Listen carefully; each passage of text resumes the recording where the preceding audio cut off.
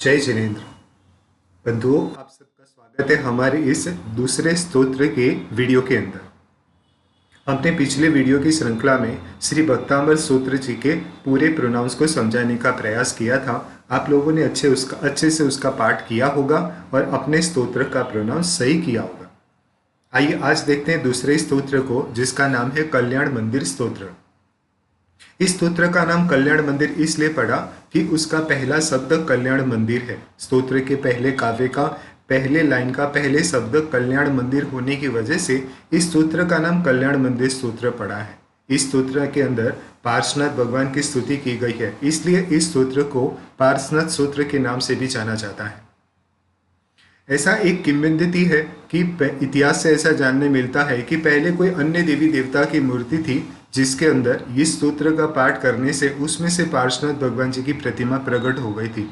तब से इसको चमत्कारिक के रूप में माना जाता है और इसको पाठ किया जाता है। इसके अंदर कुल 44 काव्य है, वसंत तिल का छंद है और यह स्तोत्र भी संस्कृत के अंदर ही है।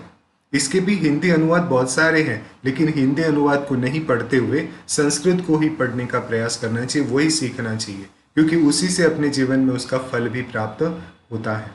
स्तोत्र का पाठ करने से पहले हमारे चैनल पे जाके आप वो वाला वीडियो जरूर देखना कि कोई भी स्तोत्र पाठ करने से पहले क्या वस्तु का ध्यान रखना चाहिए।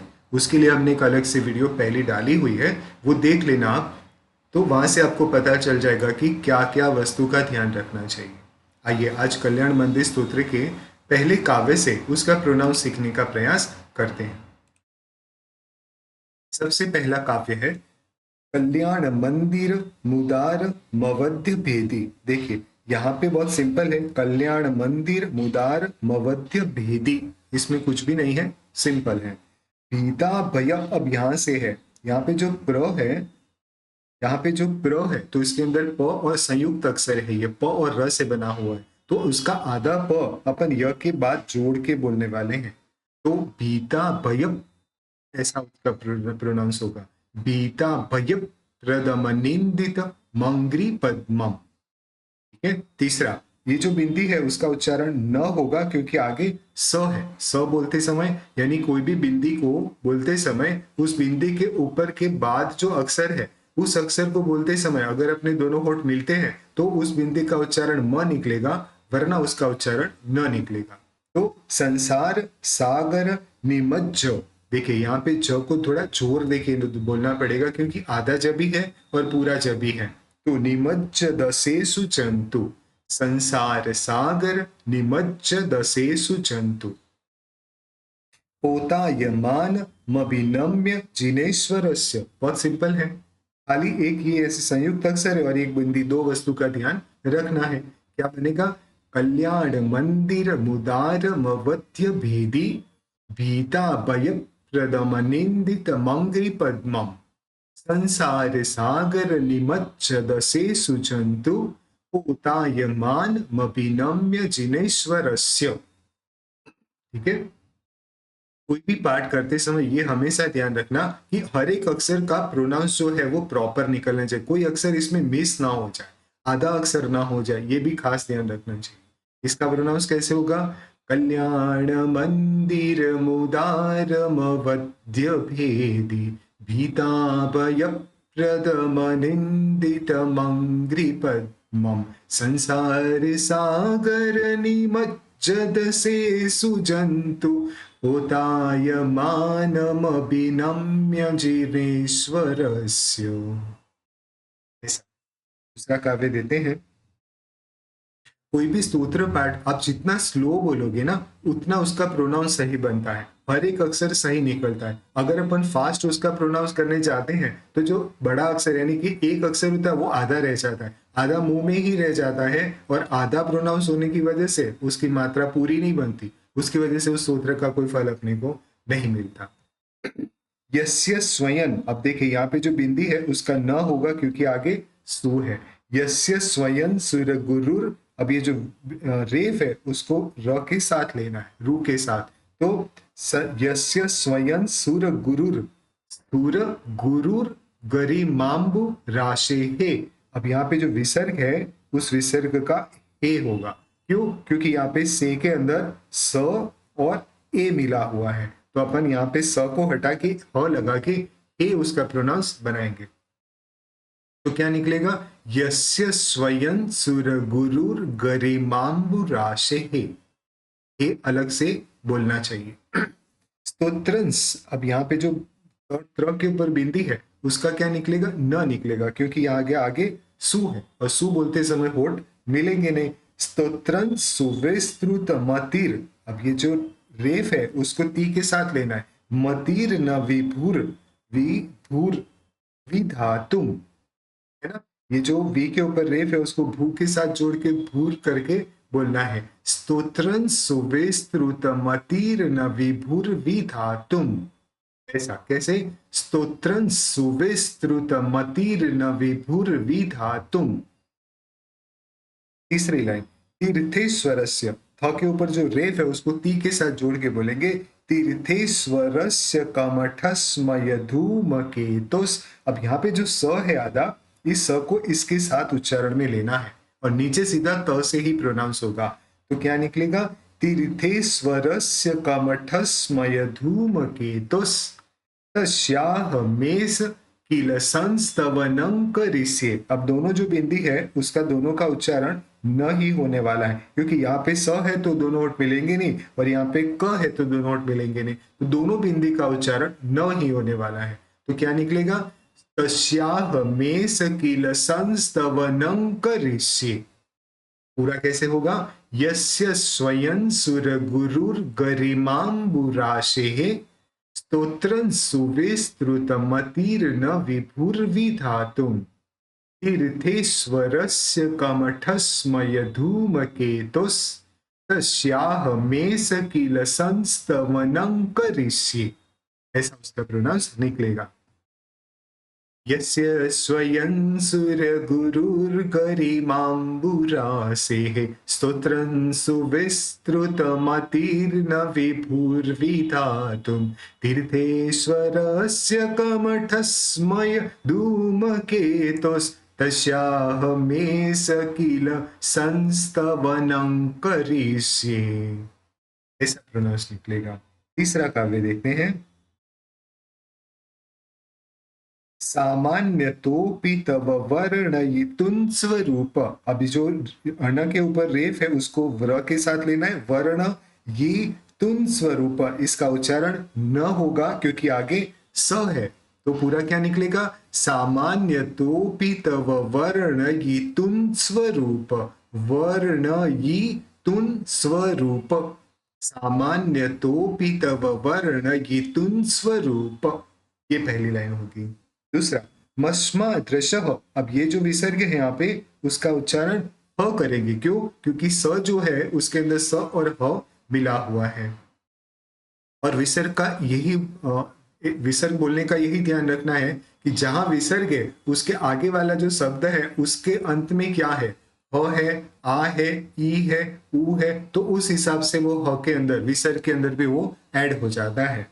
मस्मा दृशः कथमीस कथमधीस भवन्त्य दिशाहा। अब देखिए यहाँ पे जो विसर्ग है उसका अपन हा प्रोनाउंस करेंगे। क्यों? क्योंकि स के अंदर लास्ट में आ मिला हुआ है। तो पूरा क्या निकलेगा? मस्मा दृशः कथमधीस भवन्त्य दिशाहा। ठीक है। तीसरी लाइन, दृष्टोपि, दृष्टोपि कौशिक। देखिए क के ऊपर दो मात्रा है और काना भी है, तो क्या बोलना चाहिए? कौ, कौशिक शिशुर्य। अब यहाँ पे जो य के ऊपर रेफ है उसको अपन सु के साथ ऐड करेंगे। शिशुर यदि वा दिवांधो। दृष्टोपि कौशिक शिशुर यदि वा दिवांधो। रूपम, अब यहाँ पे जो प के ऊपर बिंदी है उसका उच्चारण अपन म करेंगे क्योंकि यहाँ पे प है। प बोलते समय दोनों होठ मिल जाएंगे तो वहां पे उसका प्रोनाउंस म निकलेगा। और रूपम प्ररूपयति किम, अब यहाँ पे जो की के ऊपर जो बिंदी है उसका उच्चारण न निकलेगा क्योंकि आगे क है। धर्म, तो ये म के ऊपर जो रेफ है वो ध के साथ बोलेंगे। धर्म रस में है। अब यहाँ पे में है, में के अंदर म और ए भी मिला हुआ है, तो अपन इस प्रोनाउंस का उच्चारण ए के रूप में करने वाले हैं। ठीक है। पूरा क्या निकलेगा? रूपम प्ररूपयति किम किल धर्म रस में है। ठीक है। रूपम प्रू, अब देखिए यहाँ पे संयुक्त अक्षर बी है, प्र है जो वो संयुक्त अक्षर बी है, तो उस प के साथ बिंदी के साथ आधा प अपने को जोड़ना है। रूपम प्ररूप, रूपम प्ररूपयति किन किल धर्म रश्मे है, रूपम प्ररूपयति किन किल धर्म रश्मे है। ये इसका प्रोनाउंस निकलेगा। पूरा क्या निकलेगा? सामान्यतोऽपि तव वर्णयितुं स्वरूप मस्मादृशः कथमधीश भवन्त्यधीशाः, दृष्टोऽपि कौशिकशिशुर्यदि वादिवान्धो रूपं प्ररूपयति किं किल धर्म रश्मेः। ये इसका पूरा प्रोनाउंस होगा। सामान्यतोऽपि तव वर्णयितुं स्वरूप मस्मा, देखिए सामान्यतोऽपि तव वर्णयितुं स्वरूप मस्मादृशः कथमधीश भवन्त्यधीशाः, दृष्टोऽपि कौशिकशिशुर्यदिवादिवान्दो रूपं प्ररूपयति किं किल धर्म रश्मेः। ये इसका प्रोनाउंस निकलेगा। चौथा काव्य लेते हैं। मोहदया मोहक्षयादनुभवन्नपि नाथ मर्त्यो, रेफ को इसके साथ लेंगे तो मर्त्यो हो जाएगा।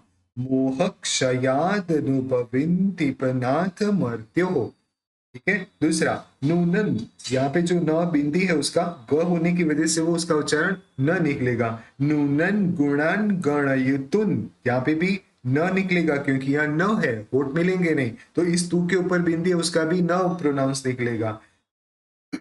न तव क्षमेत, नूनन गुणान गणयितुं न तव क्षमेत, नूनन गुणान गणयितुं न तव क्षमेत, ठीक है। नूनन गुणान गणयितुं न तव क्षमेत, न तव क्षमेत, है ना। फास्ट करेंगे तो वो आधा हो जाएगा, इसलिए स्लो के न तव क्षमेत। कल्पांत वांत पयसः, ये जो विसर्ग है उसका ह होगा।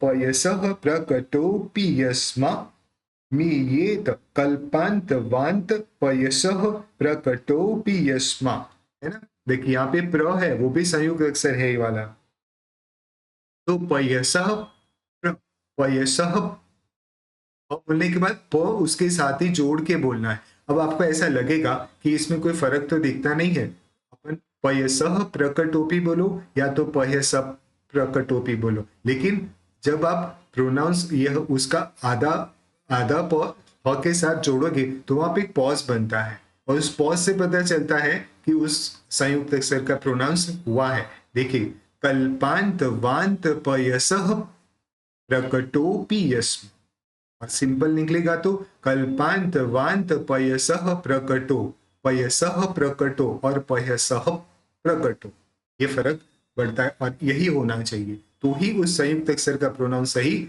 बनता है। तो क्या निकलेगा? कल्पांत वांत पयसः प्रकटोपि यस्मा मीयेत केन जलधिर, रे है, रेफ जो है ना के ऊपर वो थे के साथ जुड़ेगी। जलधेर ननुरत्न राशि ही, अब ये जो विसर्ग है उसका उच्चारण ही होगा क्योंकि स के साथ ई मिला हुआ है। तो ये तकेन जलधेर ननुरत्न राशि ही, ये पूरा निकलेगा। कैसे निकलेगा? मोहक्षयादन भवन पिनाथ मर्त्यो नूनन गुणान गणयितुं न तव क्षमेत, कल्पांत वांत पयसः प्रकटोपि यस्मा मीयेत केन जलधेर ननुरत्न राशि ही, ऐसे इसका प्रोनाउंस होगा। मोहक्षयादनुभवन्नपि नार्थमर्त्यो नूनन गुणान गणयितुं न तव क्षमेत, कल्पांत वांत पयसः प्रकटोपि यस्मा मीयेत केन जलधेर्ननुरत्न राशिः, ऐसे इसका प्रोनाउंस होगा। 4 काव्य तक हुआ है, बाकी का अपन अगले की वीडियो में लेंगे। आशा है आप लोग इसको अच्छे से पढ़ेंगे, अच्छे से समझेंगे, तो आपका भी प्रोनाउंस बिल्कुल सही हो जाए। जय जिनेंद्र।